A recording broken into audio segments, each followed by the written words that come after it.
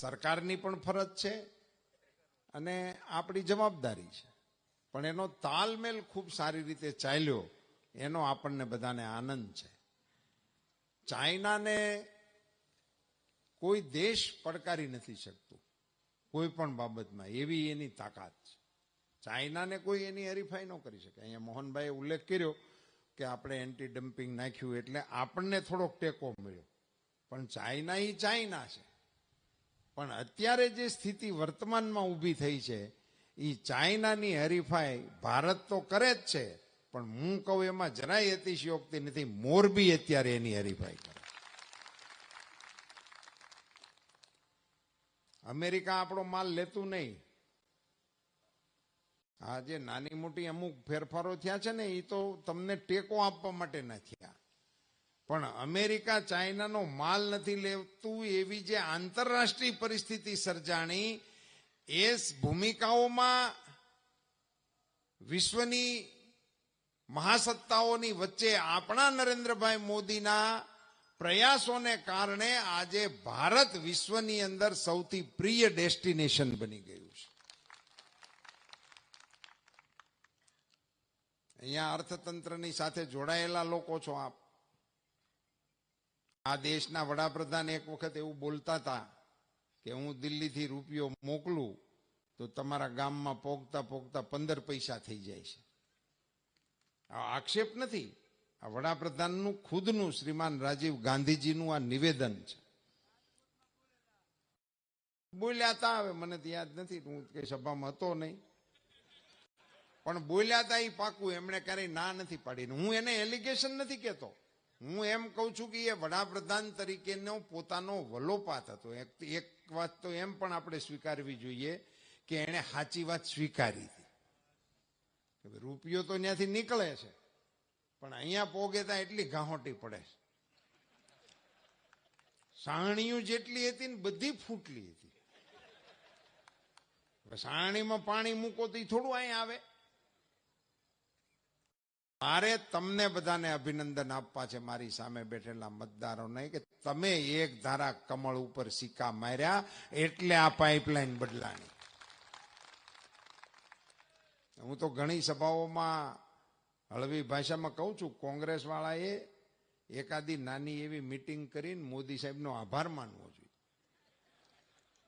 એક કામ માટે જ એમના વડાપ્રધાનનો પ્રશ્ન હતો કે હું દિલ્હીથી રૂપિયો મોકલું અને અહીંયા પહોંચતા 15 પૈસા થઈ જાય છે. એ નિવેદન પછી 10 વર્ષ વિશ્વના માન્ય અર્થશાસ્ત્રી મનમોહનસિંહજી દેશના વડાપ્રધાન રહ્યા. એમની જ પાર્ટીની સરકાર હતી અને અર્થશાસ્ત્રી વડાપ્રધાન હતા, તો પણ એમના વડાપ્રધાનના પ્રશ્નનો ઉકેલી નહોતા લાવી શક્યા. એનો ઉકેલ આપણા નરેન્દ્રભાઈ લાવ્યા, એટલા પૂરતો એને આભાર માનવો જોઈએ. તમને બધાને આર્થિક બાબતોમાં પાકી સમજણ પડે, કારણ કે તમે સરવૈયા વાળા માણસો છો. તમને તો ગાહોટી કેટલી પડે એ તમારા એકાઉન્ટમાં આવે, કસર કેટલી પડે એ પણ તમારા એકાઉન્ટમાં આવે. વાયેબિલિટી તો જ બેહે, આ બધું ન હોય તો. મોહનભાઈ કીધું ને કે 48 રૂપિયાનો ગેસ હતો એ 12 રૂપિયાનો થઈ ગયો એટલે ગાડી પૂરપાટ ઉપડી. એ બેનિફિટ મળતા હોય છે ને, એનું મોટા ભાગનું ખર્ચ જ આપણું બળતણ હતું. હવે આવા અર્થતંત્રને આ દેશની અંદર કેટલી હદે બગાડેલું. તમને બધાને બેન્કિંગ ક્ષેત્રનો અનુભવ હશે. 2014 ની અંદર 50 બેંકો આરબીઆઈના ઓબ્ઝર્વેશનમાં હતી.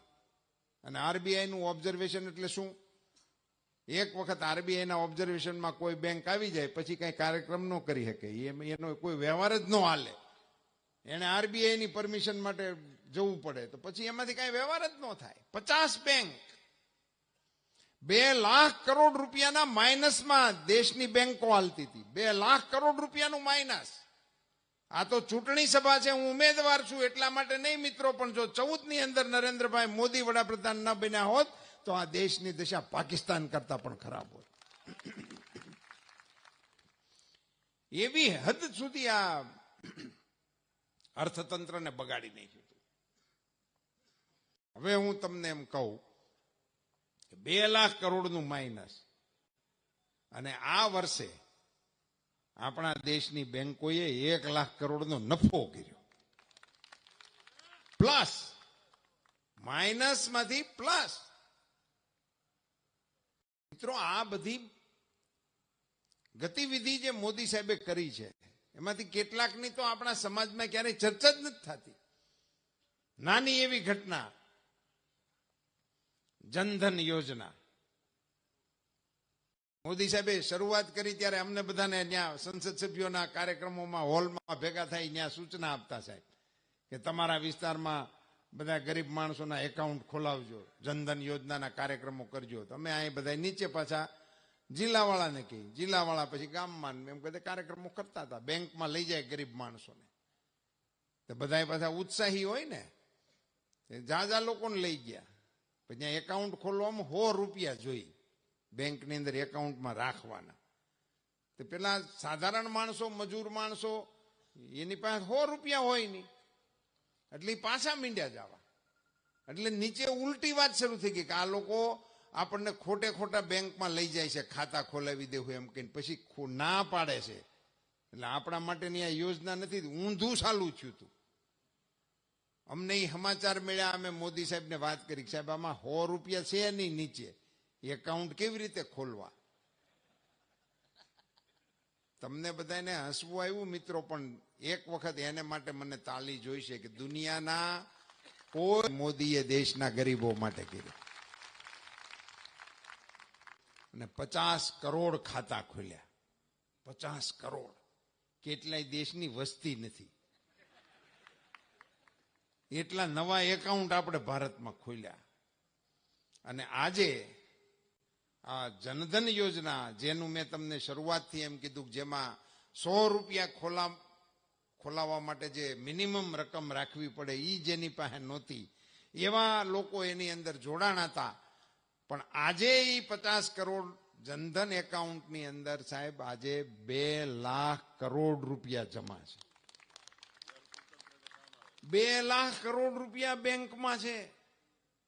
2 લાખ કરોડ રૂપિયા અમારા નાણામંત્રીએ બેન્કિંગ ક્ષેત્રમાં નાખવા હોય ને તો એસી ઓફિસમાં પરસેવો ઓળી જાય.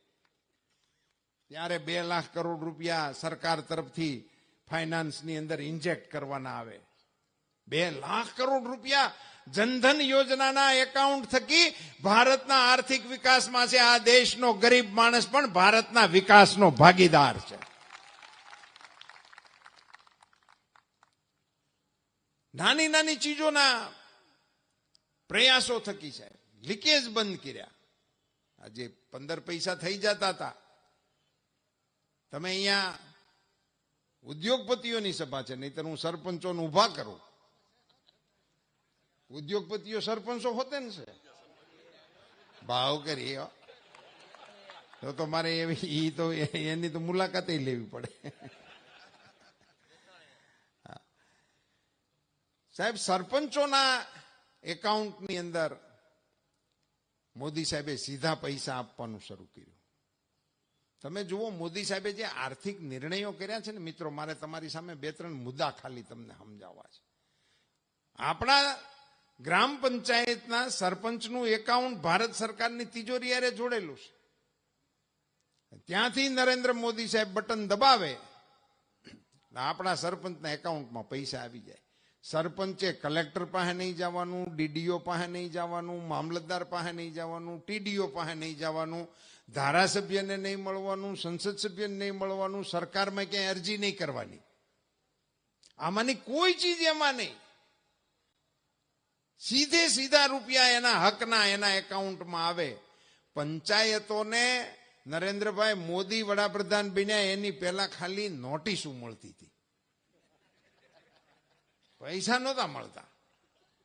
કાંઈક ને કાંઈક સરકારની નાની મોટી નોટિસ આવી હોય, એ સિવાય કઈ મળતું નહીં. હું તો એવી પંચાયતોને ઓળખું છું, મારે ગામડાઓમાં ફરવા હરવાનું જાજુ, પંચાયત ઓફિસમાં ગયા હોય તો આગા પાછા સરપંચ થયા હોય તો પટ્ટાવાળા બહુ ઉત્સાહી હોય, તો એ આપણને શા પાય ને એવું બધું કરતા હોય. તો હું મને પૂછ્યું એક વખત, મેં પટ્ટાવાળા, મેં કીધું તને આપે હું? તો કે ચાવી. પંચાયત ઓફિસની ચાવી આપે ઈ એનો માભો, ગામમાં એનો એવો માભો. આપણી પાસે પંચાયતની ચાવી આપણી પાસે રહે, ગમે ત્યારે ખોલવી હોય તો આપણને બોલાવવા પડે. મેં કીધું પગારનું તો એવી કોઈ વાત છે નહીં કે ભટાવાળાના પગાર નો થાય. એ ગામનો વિકાસ કેવી રીતે કરી શકે? એક ટ્રેક્ટરની માટીની ધૂળ નાખવી હોય, ક્યાંક ખાડો પીડ્યો હોય કોઈના કરહડામાં હલાણમાં ક્યાંક, તો એ આખા ગામના સરપંચને ગાળ્યું દે, પણ કઈ ખાડો માટી પૂરવાની વ્યવસ્થા ક્યાંયથી ન થાય. આજે સ્થિતિ ઉલટી થઈ ગઈ છે મિત્રો. ધારાસભ્યોને ઘણી વખત સરપંચને ફોન કરે છે કે તમે રામજી મંદિર વાળી ગલીને આ વખતે રોડમાં કરી લેજો ને, અમે અહીંયા વેવાય કર્યા છે ને ઓણ લગન છે.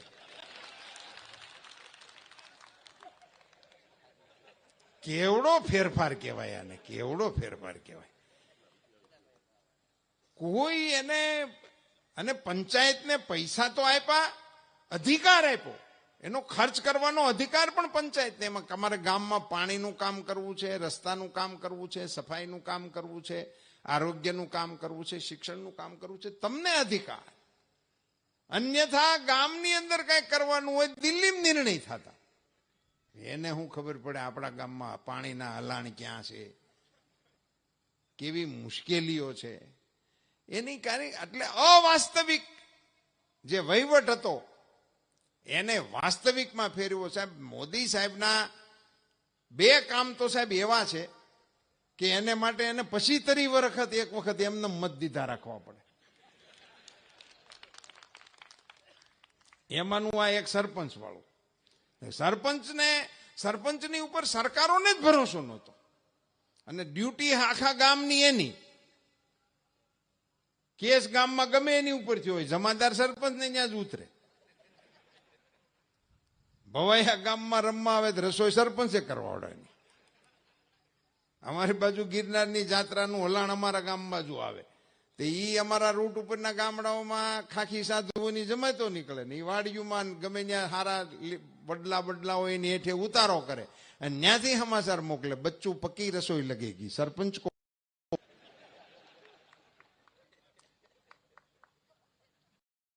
જૂના આગેવાનો અહીંયા જે બેઠા છે ને એને ખબર હોય સરપંચ થાય ને 2-5 વીઘા ઓછી કરતા હતા, અને ગામમાં વાતું એમ કરતા હતા કે પટલાઈમાં ગઈ. આવું ઊંધું ચક્કર હાલતું હતું. એને બદલે ગ્રામ પંચાયતોમાં હમણાં ચૂંટણીમાં જે બગડાટી બોલે છે એ આપણી આ ધારાસભા સંસદમાં ન હોય એમ મોવાળા સિરાય છે, એવી ચૂંટણીઓ થાય. એનું એક કારણ આ ગ્રાન્ટ છે, પુષ્કળ પૈસા. અને આ ફેરફારને કારણે ભારત સરકારની તિજોરી સાથે ગામ જોડાણું. ગામ એટલે પંચાયતી એનું સચિવાલય, સરપંચ એના વડાપ્રધાન, અને વસ્તી એટલે ખેતી ને ખેડૂત. ખેડૂતના એકાઉન્ટમાં પૈસા, સીધા પૈસા. આઝાદી આવ્યા પછી ખેડૂતોને કોઈ દિવસ એવું સપનું નહોતું આવ્યું કે દેશમાં કોઈક એવો વડાપ્રધાન આવશે, એ ત્યાંથી બટન દબાવશે અને અમારા એકાઉન્ટમાં પૈસા આવશે.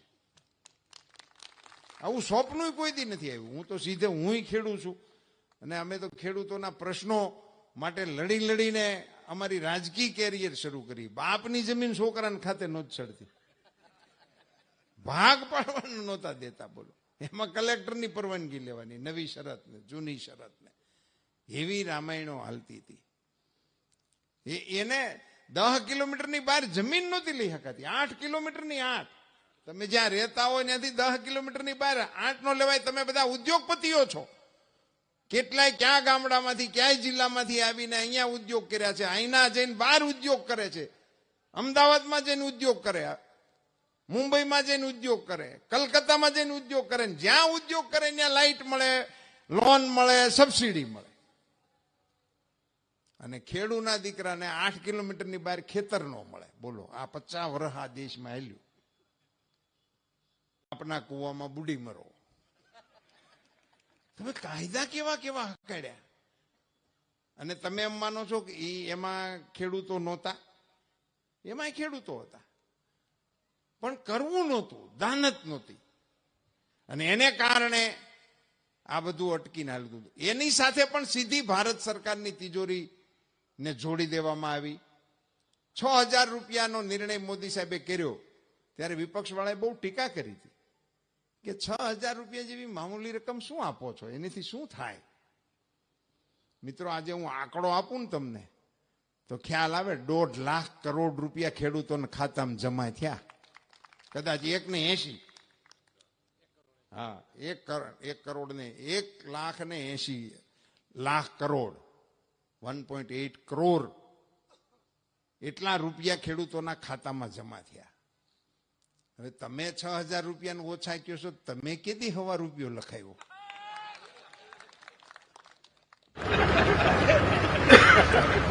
આ બધા કેવા છે? ઠાકોરજી વાઘાનો ફાળો એ સૌથી નાનામાં નાનો ફાળો. ગામડામાં સૌથી નાનામાં નાનો ફાળો એ ઠાકોરજીના વાઘાનો ફાળો. એ 8 આનાથી હોતે શરૂ થાય ને 5 રૂપિયા તટકી જાય.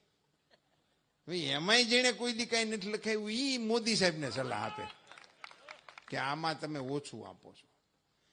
આવી વ્યવસ્થાઓમાં પંચાયતને, ખેડૂતને, સાહેબ, દવાખાનાની અંદર અઘરામાં અઘરી સ્થિતિ હતી આપણા દેશની.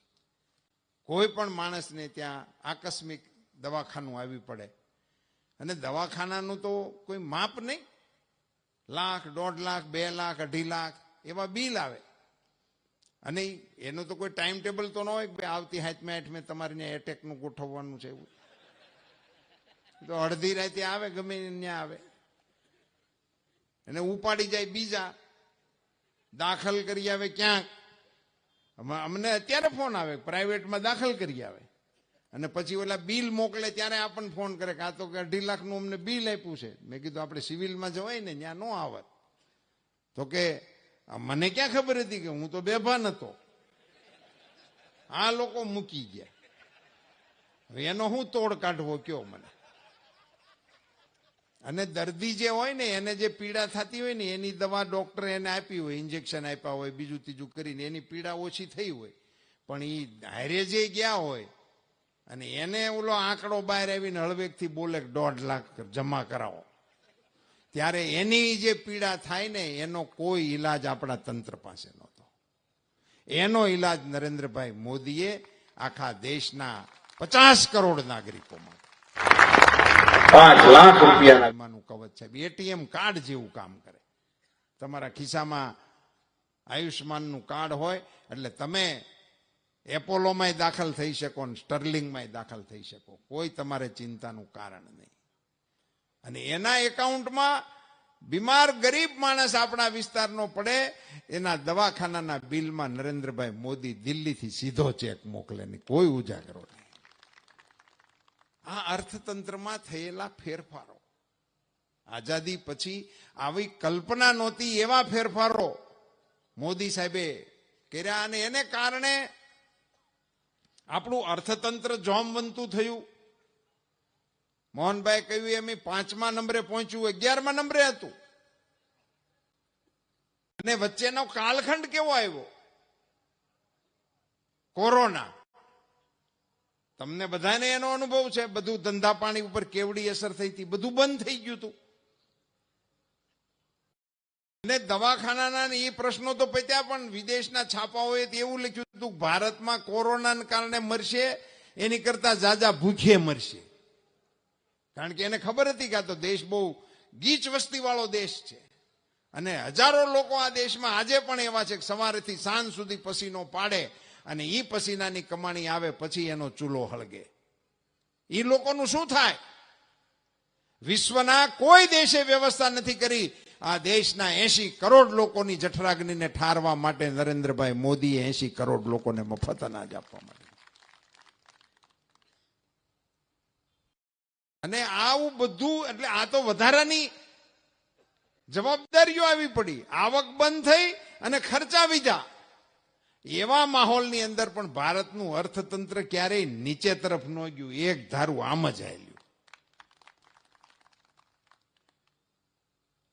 વાહે પવન હોય અને હાઈ ક્લાસ ગેરવાળી સાયકલ હોય અને એ ઝપાટા બંધ વહી જાય તો એમાં કઈ શાબાશી આપવાની જરૂર ન હોય. ઢાળ હોય ને વાહે પવન હોય તો ગાડી વહી જ જાય ને.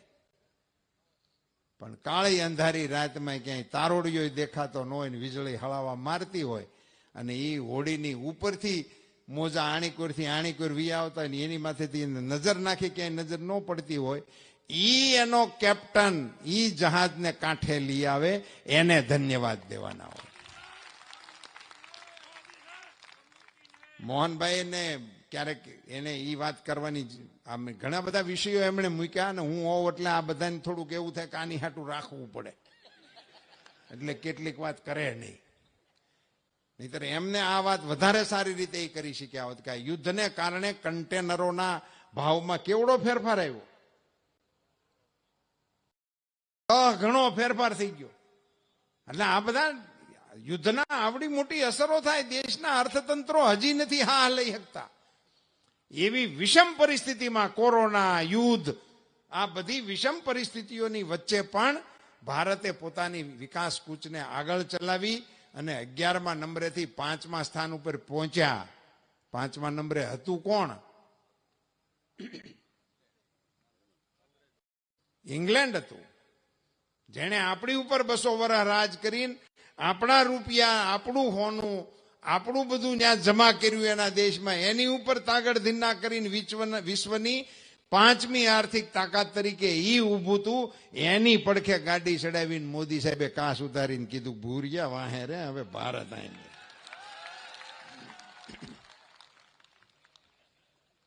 એને ભારતનો વટ કહેવાય.